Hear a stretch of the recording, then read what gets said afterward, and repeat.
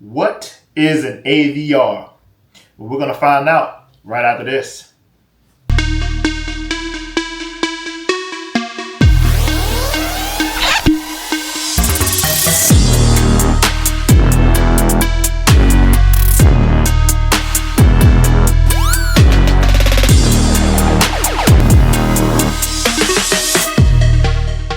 All right, welcome back to the channel, everybody. Today we're talking about AVRs. All right, so welcome to another home theater basics video where we catch up everyone who's new to the hobby to what we're doing around here so they can get a better understanding of what we're saying and what we're talking about. Now, a lot of times you hear someone say AVR. What does it mean? What does it do? What is he talking about when he says AVR, or sometimes I'll say processor.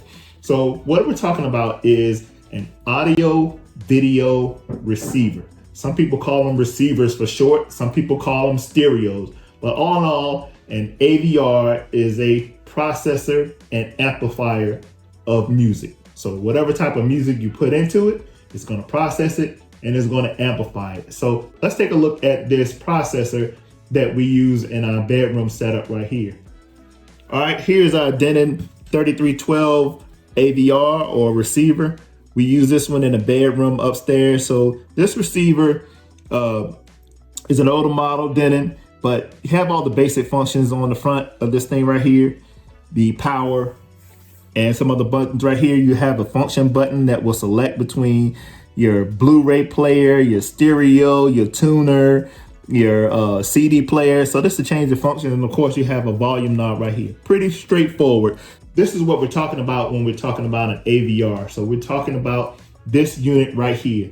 Basically, this is the brains of your home theater setup. This is the brains of your two channel setup as well if you're just listening to music. All right, here's the back of the AVR. Right here, first thing you're gonna see is your speaker connections right here, depending on how many channels your AVR is gonna supply you with. Right here at the top, you're gonna see all your inputs and outputs right here. So here are all of your inputs right here, 1 through 6 right here. So this has 6 places to put an HDMI source into it, be it a Blu-ray player or some other device. So you can put 7 things in right here. All right, so right here on this side is going to be the outputs for the HDMI going to your TV or your projector.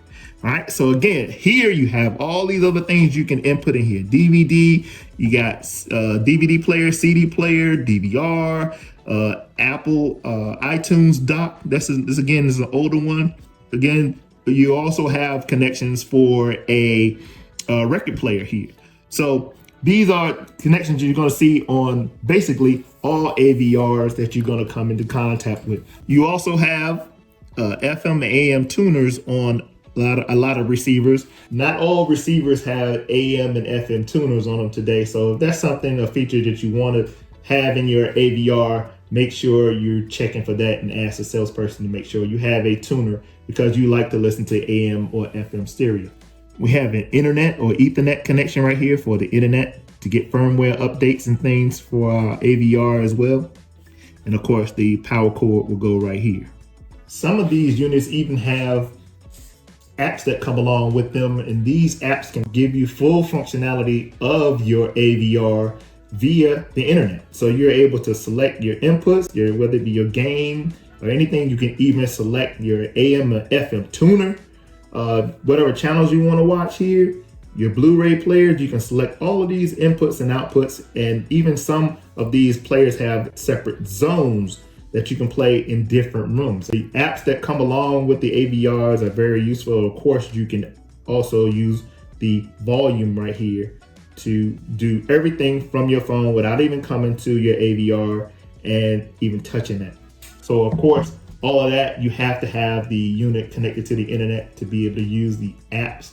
Now, if you're a music lover, there's something in most AVRs today for you too, and it's called AirPlay. You may have heard about it. You may have heard in cars, it's called CarPlay. But AirPlay in the inside of receivers is so that you can take what you're listening to on your phone and send it directly to your AVR or your receiver to listen to in your home. Say if you already have your speakers connected to and everything, you can actually go from your phone to your receiver without even having to touch your receiver. Normally, those receivers will just turn on as soon as you tell it, hey, I want to play this song on my AVR instead of my phone. So let's take a look at what it would look like to do that.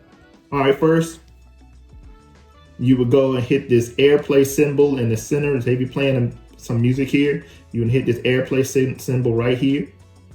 And then you're gonna have a selection of things that are on your network that can use AirPlay. So once you do that, you hit that particular item and that item will turn on and your music will be playing. It's just that simple. So again, AirPlay is a good feature to have if you're in market for an AVR. Again, if you're new to AVRs, you're new to the home theater game and you're thinking about getting an AVR, one quick tip that I need to give you is get a manual. All new AVRs are gonna come with the QR code that tells you to download this manual to your phone. I know some of you younger cats, you good at taking things from offline and looking at it on your phone or whatever, but trust me, there are gonna be times you're gonna be wanting to sit on your couch or sit in front of your AVR and learn all the features of your AVR setup and everything when you first turn this AVR on to get it plugged in. Trust me, the manual is gonna come in handy the way you can sit in front of your TV and go through and troubleshoot and read what you're doing on the screen at the same time when you have your remote. So it's very, very convenient for the newcomers to the game to have a physical manual. Of course, all manuals back in the day had a manual in the box. Today, they do not. So what I have done is the QR code that came with this particular receiver told me to download it to my phone, and I did download it to my phone, but I went to my local Kinko's and had them print out and bound that whole PDF file. All right, you know everything you need to get started with an AVR right now. Again, it is not an intimidating thing. So the thing is to get in and get your AVR and learn all those new things as you go along. You're not gonna learn everything about your AVR, your new AVR, as soon as you plug it in. So again, get the basics down, get your speakers connected to it, use your AVR, and then expand as you go along. If you're doing the same thing for a home theater, get it all set up, use those instructions that come with it, get yourself a manual, and you go from there. Again, thank you for sticking around.